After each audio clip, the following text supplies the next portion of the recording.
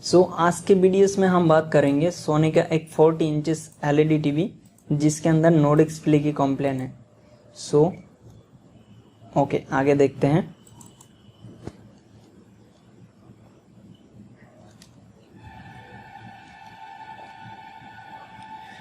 अभी हम इस टीवी के अंदर क्या है, मेन बोर्ड टेस्टर से कनेक्ट करके रखा है, क्योंकि नो डिस्प्ले का जो कॉम्प्लेन है वो खास करके पैनल की होती है। तो यहाँ पर हमको जब ये पैनल को हम चेक करने के लिए गया तो यहाँ पर जो LVDS कनेक्टर लगा हुआ है, तो इस टाइप का कनेक्टर वाला LVDS हमारे पास अवेलेबल नहीं है। जिसके लिए मैंने क्या किया, इस पैनल को टेस्ट कर नहीं पाया।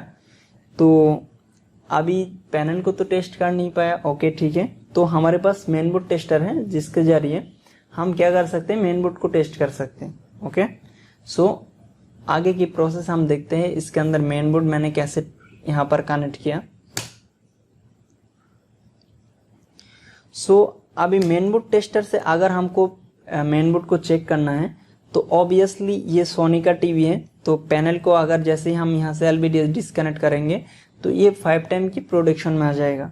तो इसीलिए हमारे पास यहाँ पे जो पैनल आईडी लगा हुआ है स्केलर PCB से, तो इस पैनल आईडी को रिमूव करना पड़ेगा। तो ऐसे हमारे पास स्केलर ओल्ड अवेलेबल है, जो हम क्या किया, इससे नहीं निकाला। तो हमारे पास जो एक LVDS जो हमारे पास ऐसे स्केलर PCB है जिसके जरिए हम क्या किया, इस पैनल आईडी को कलेक्ट किया और हम एक पैनल आईडी PCB में फिक्स किया। आगे देखते हैं।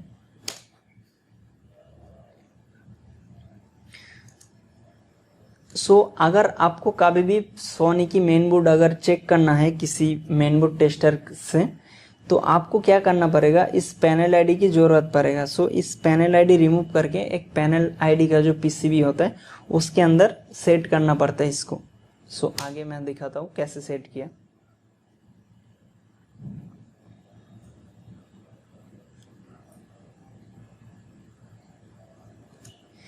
यहाँ पर आप देख सकते हो ये एक पैनल आईडी PCB है जो खास करके सोनी के लिए बनाया गया, क्योंकि सोनी के अंदर पैनल को अगर बाईपास करना है तो प्रोटेक्शन को भी उसको बाईपास करना पड़ेगा।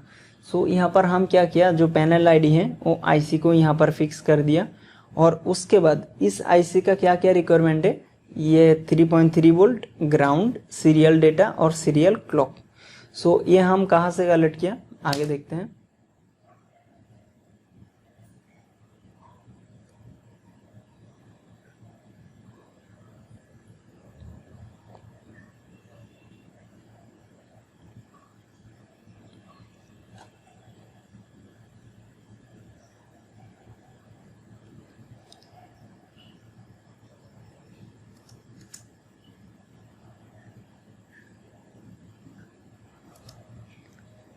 यहाँ पर आप देख सकते हो, यहाँ पर ये सीरियल डेटा है और ये सीरियल क्लॉक है। तो हम इस सीरियल डेटा और क्लॉक को उस पैनल आईडी के अंदर बाईपास किया और जो पैनल आईडी PCB है उसके अंदर 3.3 और ग्राउंड का रिक्वायरमेंट था। हम इसको यहाँ से 3.3 वोल्ट दिया और यहाँ से ग्राउंड ले लिया, ठीक है।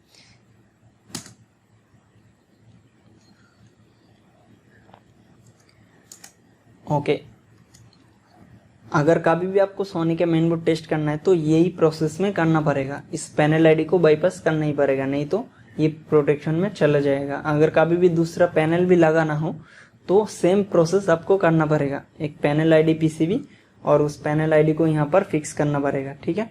आगे देखते हैं। अभी हम क्या किया, उसका जो ओरिजिनल LVDS थे उसको हम डिस्कनेक्ट कर दिया और एक दूसरा LVDS लिया, जिसके जरिए हम क्या करेंगे, इसका मेन बोर्ड को टेस्ट करेंगे।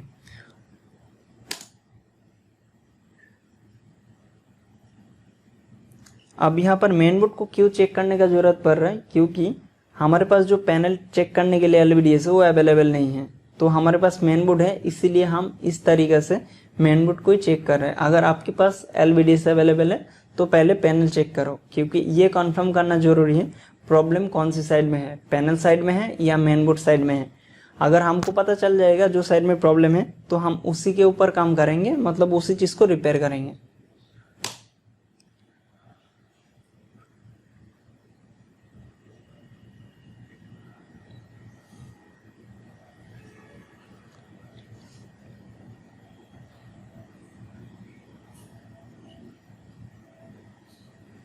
आप यहाँ पर देख सकते हो टीवी को हम जैसे ही ऑन किया तो यहाँ पर पिक्चर आया और वापस चला गया, इस टाइप का नजर आया। तो हम क्या करेंगे, टीवी को फिर से एक बार बंद करके चालू करके देखेंगे।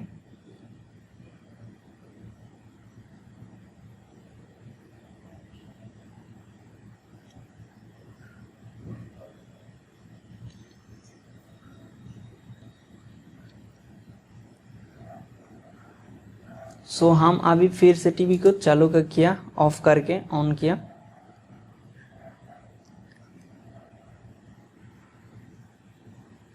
यहाँ पर आप देख सकते हो इसका जो रेजोल्यूशन है वो 1920 इंटू 1080, मतलब फुल एचडी का टीवी है ये।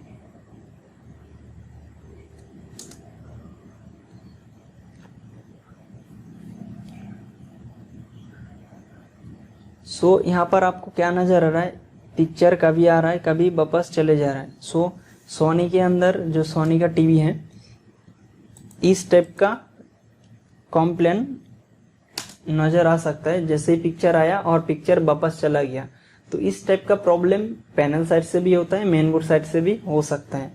तो अब हम क्या करेंगे, मेन बोर्ड साइड को ही चेक करेंगे, क्योंकि यहाँ पर जो कॉम्प्लेन हमको नजर आ रहा है वो मेन बोर्ड साइड से है। क्योंकि अगर मेन बोर्ड सही होता तो हमको जो पिक्चर है वो कॉन्टिन्यूसली शो होता। तो अब यहाँ पर क्या हो रहा है, पिक्चर आके चले जा रहा है। तो अब क्या इसी से कंफर्म किया जा सकता है कि ये मेन बोर्ड के अंदर ही कंप्लेन है। अभी हम यहाँ पर हमको मेन बोर्ड में कंप्लेन नजर आया तो हम मेन बोर्ड को ही चेक करेंगे। अब ये आईसी हमको हीटिंग होते हुए नजर आया, मतलब जब हम लोग चेक किया हीटिंग को तो ये आईसी ओवर हीटिंग हो रहा था। जो प्रोसेसर हीटिंग होता है पर फिर भी हमको थोड़ा सा ये ओवर हीटिंग लगा, तो यहाँ पर चेक किया, ओके। कुछ हीटिंग नज़र आ रहा है, आगे की प्रोसेस हम देखेंगे। अगर ऐसे कंप्लेन आपको दिखाई दे रहा है तो आप क्या कर सकते हो, फर्स्ट जो प्रोसेसर का रिक्वायरमेंट वोल्टेज वगैरह है वो आप चेक करके देख सकते हो। तो मैंने जब चेक किया था उसका जो प्रोसेसर की जो वर्किंग सप्लाई जो ज़रूरत है वो सारी चीज़ ओके है, मतलब like 3.3 volt, 1.2 volt and 1.5 volt. तो इन सारी वोल्टेज ओके मिला। तो अब हम क्या करेंगे, यहाँ पर पिक्चर आया और चला गया, इसका रीज़न ये हो सकता है जो LVDS डेटा है वो मिसिंग हो सकता है। तो हम क्या करेंगे, LVDS डेटा को चेक करेंगे, क्योंकि LVDS डेटा के अंदर 1.2 वोल्ट से लेके 1.3 वोल्ट तक आ सकता है, ठीक है। तो हम यहाँ पर जितना भी LVDS डेटा की सिग्नल्स है वो सारी की सारी चेक करेंगे। ये 0 माइनस एंड 0 प्लस है,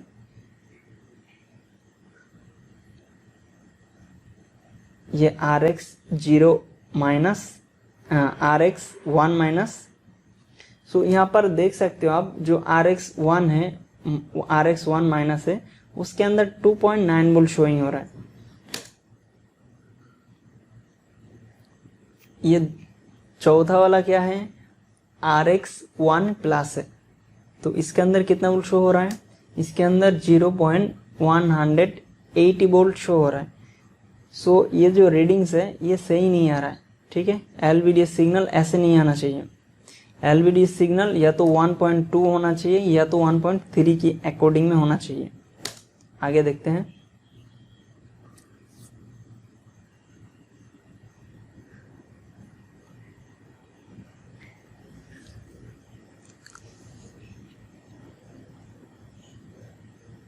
यहाँ पर भी सेम वोल्टेज नजर आ रहा है।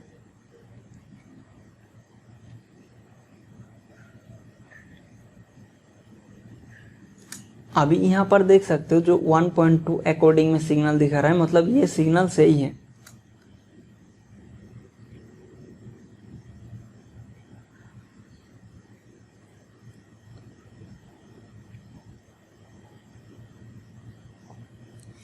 ये 1.3 कोई पॉजिटिव होगा जो जिसके लिए ये भी रीडिंग सही दिखा रहा है।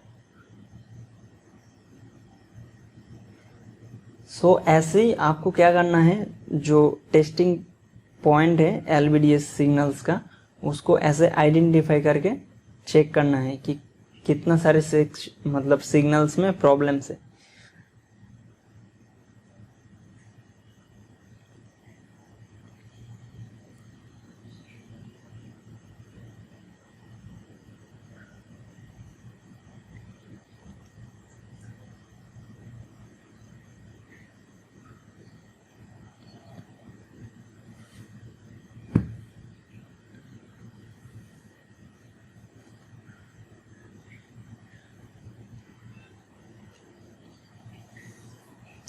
सो अभी हम लोग चेक जो सिग्नल्स है उसको मेजरमेंट कर लिया।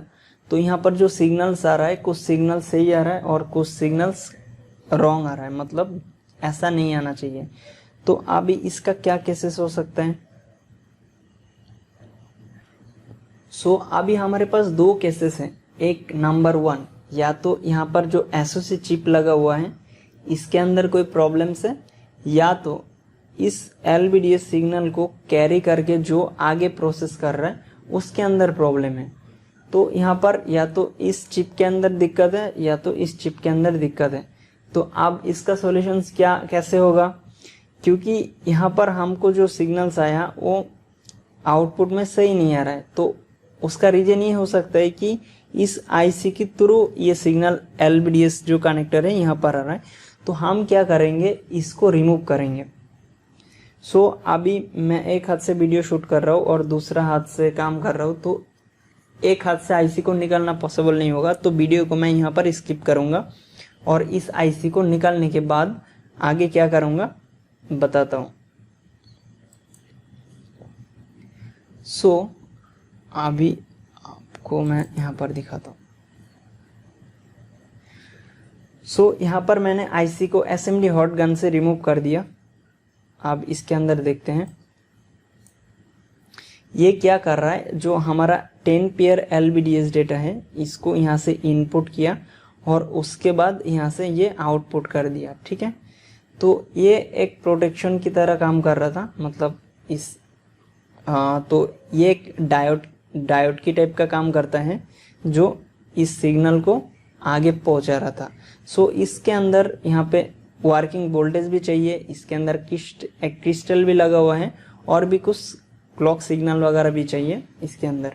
पर इस आईसी को आप रिमूव करने से ये टीवी कोई प्रोटेक्शन में नहीं जाएगा, क्योंकि हमारे पास इस आईसी के अंदर क्या इनपुट हुआ, जो हमारा एलवीडीएस डेटा है वही बस इनपुट हुआ है। और इसका जो प्रोटेक्शन के लिए जो हमारा सीरियल डेटा और सीरियल क्लॉक है वो हम तो यहाँ से बाईपास कर ही दिया उसको, सीरियल डेटा और सीरियल क्लॉक को। सो ये क्या है, सीरियल डेटा और सीरियल क्लॉक इसके अंदर नहीं इनपुट हो रहा है। सो इसको तो हम जो पैनल आईडी का पीसीबी है उससे बाईपास हो ही चुका है। तो ये पैनल 5 टाइम प्रोटेक्शन में नहीं जाएगा अगर हम इस आईसी को रिमूव कर भी देंगे। तो इस आईसी रिमूव करने का हमारा मकसद यही है, क्योंकि हमको ये कंफर्म करना है कि ये आईसी डैमेज है या ये जो हमारा एसओसी लगा हुआ है इस एसओसी खराब है। तो अभी ये कैसे पता चलेगा। अब हम क्या करेंगे, यहाँ से अभी जो ये प्रोसेसर एलवीडीएस डेटा को यहाँ से आउटपुट किया, तो यहाँ पर आप देख सकते हो यहाँ पर छोटा छोटा कुछ टेस्टिंग पॉइंट नजर आ रहा है। तो हम क्या करेंगे, इस एलवीडीएस सिग्नल का जो टेस्टिंग पॉइंट है यहाँ पर चेक करेंगे, ठीक है। यहाँ पर चेक करने से हमको पता चल जाएगा यहाँ पर सिग्नल सही आ रहा है या नहीं आ रहा है। सो आगे का प्रोसेस देखते हैं। सो यहाँ पर हम आईसी को रिमूव करके रखा है। ये एक बॉल आईसी है और ये आईसी आपको मार्केट में अवेलेबल नहीं मिलेगा, ठीक है। अगर आईसी मिलेगा भी इसका स्टेंसिल जो है वो मिलना मुश्किल हो जाएगा। सो हम दोबारा इसको रिवॉल्विंग नहीं कर सकते। तो यहाँ पर हम क्या करेंगे, जो एलवीडीएस सिग्नल है वापस हम चेक करेंगे एक एक करके सावधानी से कि एक दूसरे के साथ शॉर्टिंग ना हो करके, ठीक है।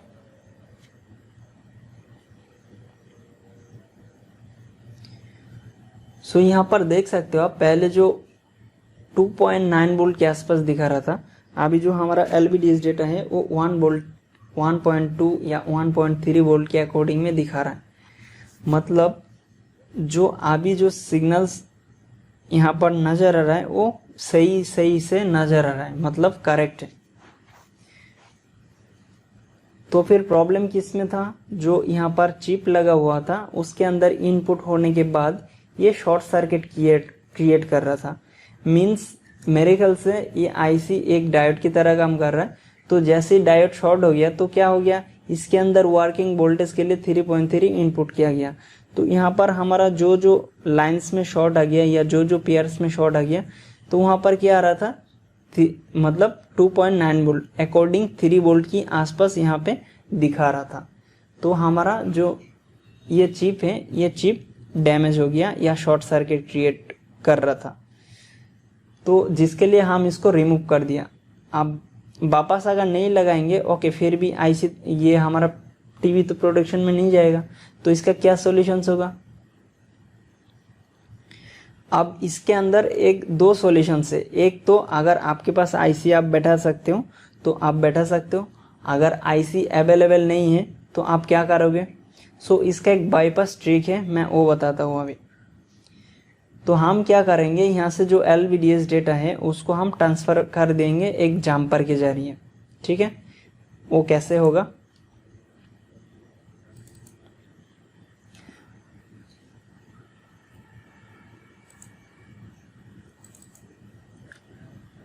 अभी यहाँ पर बात को ध्यान से समझने के लिए कोशिश करना, क्योंकि अभी हमारे पास एक तो ये आईसी डैमेज है और ये आईसी मिलेगा नहीं, ठीक है।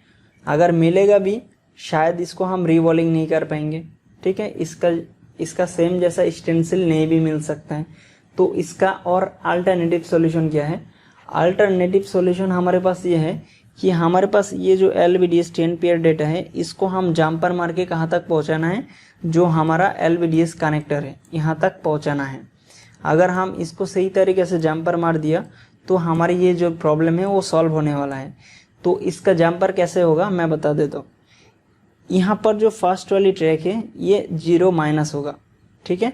तो इसका 0- को यहाँ से उठाकर आपको कहाँ पर सेट करना है, यहाँ से देखना है। ये लास्ट वाला जो वायर है अगर हम ध्यान से देखिए तो यहाँ पर आ रहा है, तो इस वायर में आपको ट्रांसफ़र करना है। इसका लास्ट वाला, ये ऐसे समझो कि ये जो फास्ट वाली वायर है यहाँ से जम्पर उठा के इस फास्ट वाली वायर में मारना है। सेम सेकंड वाला वायर को जम्पर उठाना है और इस सेकंड वाली वायर है, मतलब सेकंड वाली जो वायर है इसके अंदर जम्पर मारना है। तो सेम एक एक पेयर करके हम देखेंगे, 1 2 3 4 5 6 7 8 9 10, टोटल यहाँ पर 10 पेयर डेटा है जो हमको जम्पर उठा के आगे की तरफ बाईपास करना है। तो आप कहाँ से ले सकते हो, जम्पर यहाँ से उठा के यहाँ तक ले सकते हो, या तो यहाँ से जम्पर उठा के जो हमारा LVDS कनेक्टर है यहाँ तक पहुँचा सकते हो। तो मैंने यहाँ पर क्या ट्राई किया था, यहाँ पर जब मैंने ट्राई किया था यहाँ से जम्पर उठा के यहाँ तक मैंने ट्रांसफ़र मारा, फिर उसके बाद जैसे ही इसका दूसरा पॉइंट को जम्पर यहाँ से उठा के मैंने दूसरा पॉइंट पर मारा, ओके ये हो गया। फिर दूसरा पेयर को जम्पर मारने के लिए ट्राई किया तो ये जो पहला पेयर है वो डिस्कनेक्ट हो रहा था, मतलब यहाँ पर इतना पास है, मतलब एक दूसरा ट्रैक इतना आपस में है तो बहुत ही दिक्कत कर रहा था। तो मैंने जो जम्परिंग किया है मैं आपको शो करता हूँ। अभी इतना सारा जम्पर मारने में कम से कम 1 घंटा के आसपास आपको टाइम लग सकता है, क्योंकि एक मिस्टेक होगा आपका दूसरा वायर निकलना स्टार्ट हो जाएगा। सो अभी मैं एक हाथ से वीडियो शूट करना और एक हाथ से जम्पर करके आपको दिखा नहीं सकता। तो मैं क्या करूँगा, इसका टोटल जम्पर करेंगे फिर उसके बाद आगे का प्रोसेसिंग दिखाएंगे।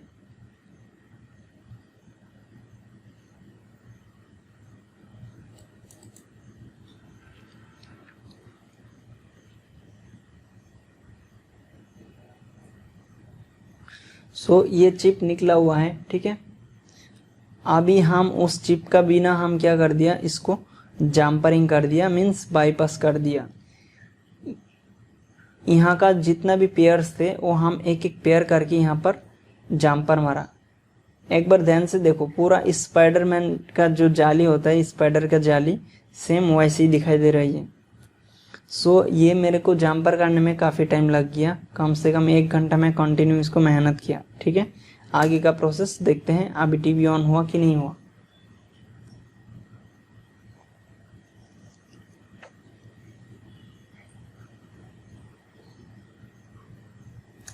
अभी यहाँ पर देखो 1 घंटा मेहनत करने के बाद जो हमारा पिक्चर तो आ गया, पर यहाँ पर पिक्चर नीट एंड क्लीन नहीं दिखाई दे रहा है। अब इसका क्या रीजन है? इसका ये रीजन है कि कोई हमारा ऐसा पेयर है जो सही तरीके से, तो हमारे पास यहाँ पर जो कोई ऐसा पेयर है जो डेटा की लाइन ठीक तरीके से कनेक्ट नहीं हो पाया, मतलब जम्पर ठीक तरीके,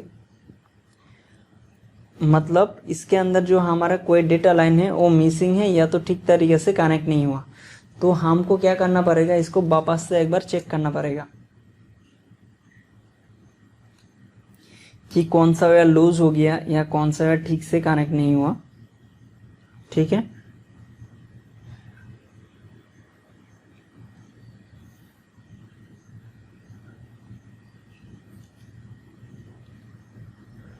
सो अभी हम क्या किया, इसको जब दोबारा चेक किया तो हमको ऐसा नजर आया कि 1-2 ट्रैक ठीक से कनेक्ट नहीं हो पाया।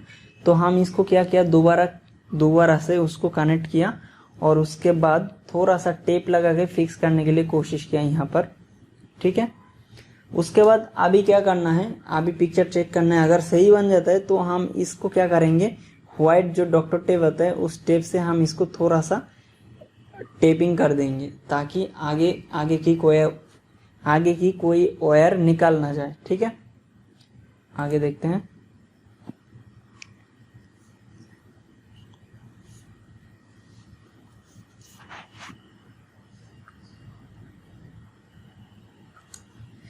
अभी यहाँ पर देख सकते हो जो हमारे पिक्चर जैसे बनना चाहिए वैसी क्वालिटी पर अभी पिक्चर शो हो रहा है। इसका मतलब अभी जो हमारा जो कंप्लेन थे, जो डेटा क्या हो रहा था, डेटा एक्चुअल में इस डायोड में आके शॉर्टिंग हो रहा था, जिसके लिए ऐसे ही पिक्चर आके चले जा रहा था, पर अभी हमारा पिक्चर कंटिन्यू फिक्स हो गया। अभी हम क्या करेंगे, एक बार उसका जो ओरिजिनल पैनल है उस ओरिजिनल पैनल से चेक करेंगे। तो ओरिजिनल पैनल से अगर चेक करेंगे तो हमारा इसके अंदर जो LVDS है इसको हम डिस्कनेक्ट कर देंगे और जो हम SCL HD डेटा वगैरह यहाँ से कनेक्ट करके रखा है पैनल आईडी के अंदर, उसको भी हम डिस्कनेक्ट कर देंगे। फिर उसके बाद ही इसका ओरिजिनल LVDS को लगाएंगे और चेक करेंगे।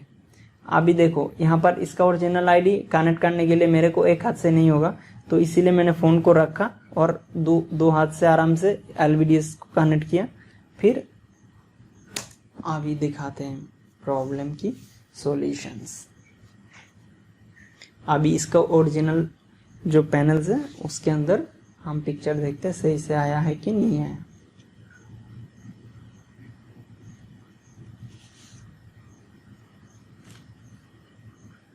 सो अभी यहाँ पर देख सकते हो जो हमारी पैनल्स है वो अभी चालू हो गया।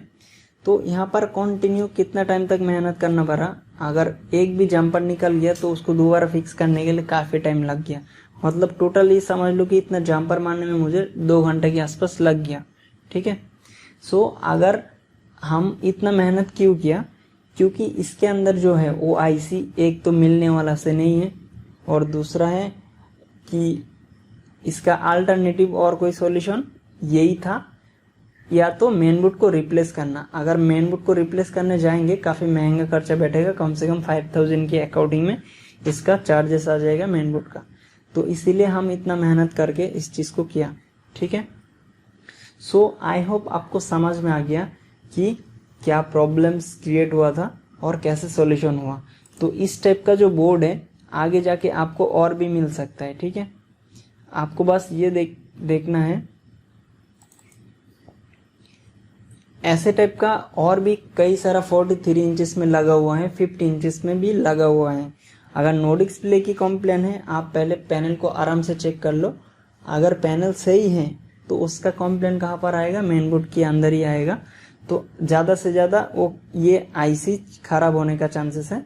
तो आप क्या करो, यहाँ पे LVDS सिग्नल को एक बार चेक कर लो। अगर रीडिंग गलत आ रहा है तो आप IC को रिमूव कर दो। ठीक है, और रिमूव करने के बाद अगर ये जम्पर मान नहीं पाया तो डिस्प्ले का भी ऑन नहीं होगा, ये ध्यान में रखना, ठीक है।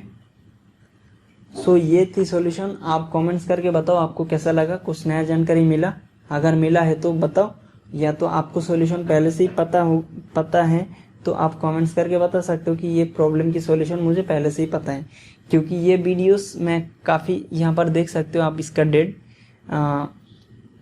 कब का ये रिकॉर्डिंग है, पर इससे पहले मतलब इससे भी पहले मैंने इस प्रॉब्लम को फेस किया था और उसका सॉल्यूशन भी किया था। दैट टाइम मैंने कोई वीडियोस रिकॉर्ड नहीं किया था, पर अभी ये प्रॉब्लम मेरे को 2-3 बार नज़र आया, तो इसीलिए मैंने एक वीडियोस इसका बना के रख दिया था और ये वीडियोस मैंने अपलोड नहीं किया, जो मेरे पास टाइम नहीं था जिसके लिए मैंने अपलोड नहीं कर पाया, पर अभी मुझे टाइम मिला तो मैंने वीडियोस को एक्सप्लेन कर दिया। Okay, thanks for watching. Video आज के लिए इतना ही है।